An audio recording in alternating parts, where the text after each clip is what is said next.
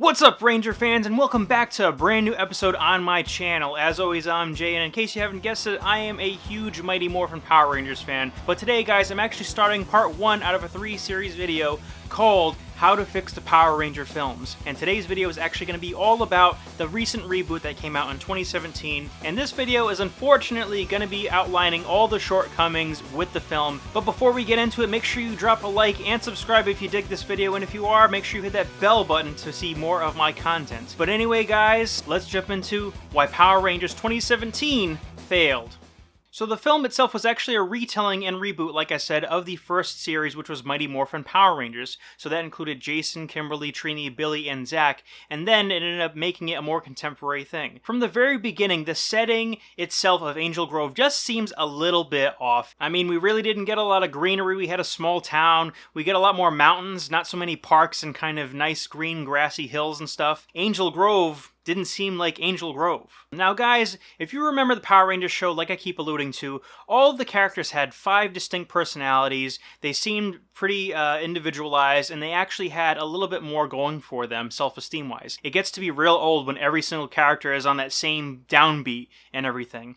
And it kind of took away their individual kind of nature, as it were. I mean, Zach wasn't the cool dancer guy. Trini was just like this, like, closed, shut-off, recluse type person, which she wasn't in the original show. As far as Billy goes, he actually was the most developed out of all the characters, aside from Jason, I would argue, because he actually had a little bit more of a backstory, and they explained that his kind of smarts come from him being almost on the spectrum of being autistic, which was kind of a cool little tidbit. Like I said, Jason, he doesn't seem like that kind of courageous jock. He just seems kind of like a jerk, essentially. And at the beginning of the film, he's seen doing a pretty disgusting prank. Then we jump to Kimberly, who was Miss Popularity, who all of a sudden got turned on because she didn't agree to do certain things, or she tried to hit on somebody's boyfriend. I can't remember. But essentially, guys, what it all boils down to is these characters were not adapted from how they used to be. You don't have to make every character sad and down and damaged and kind of repressed and all this other stuff to create a great story. If anything, I would have preferred it if their personalities matched more like the show originally, because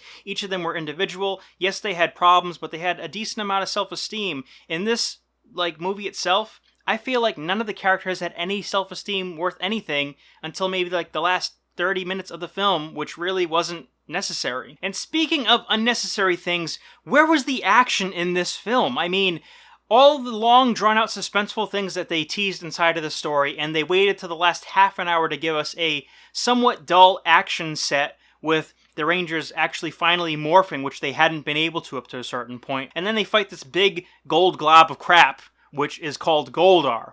That's not my Goldar, and that sure as hell isn't my Megazord. It would have been more interesting to see them actually morph and have the power, and then screw up, and then have to kind of regain their footing and actually learn how to work as a team, but also control themselves, being that they have such great, immense power. Now guys, this was the most glaring thing, and honestly, if not for having the name and actually the moniker of Power Rangers on the title, I don't think you would have distinguished this from any other generic sci-fi super team film ever. The suits were so generic, it wasn't even funny. The helmets didn't look like they were different from each other. I mean, you can tell that's as much of a Tyrannosaurus Rex as you can tell that this helmet is for a saber-toothed tiger, a pterodactyl, or a freaking Triceratops. And then, when they end up turning into the Megazord, which they didn't even know how to do, and apparently it's never been done before until that team of Power Rangers did it, what is up with the faceless mask thing? And it looks like a demon with wings! If I was a human seeing this thing fight, I would be running and shitting my pants at the same time. How do you go from this to this? Where's the translation? They didn't even cover the Power Rangers theme or remake it. They just recycled it from the 1990s movie. Now, I'm not saying the film didn't have some cool ideas. Making Zordon and Rita Rangers and kind of having a little bit more of a backstory there, plus making Bryan Cranston himself a Ranger was pretty awesome. But aside from that, there's really not much new that this film has to offer. It tried breaking new ground, I guess, for a wider audience, but it ended up not really delivering on what us Power Ranger fans really were looking for in the first place. Honestly, those are the real reasons why I feel like the Power Rangers film failed, and there's a lot that Hasbro can learn from this, especially since they're actually going to reboot the Power Rangers film yet again. But for that, you gotta tune into my next chapter of this video series.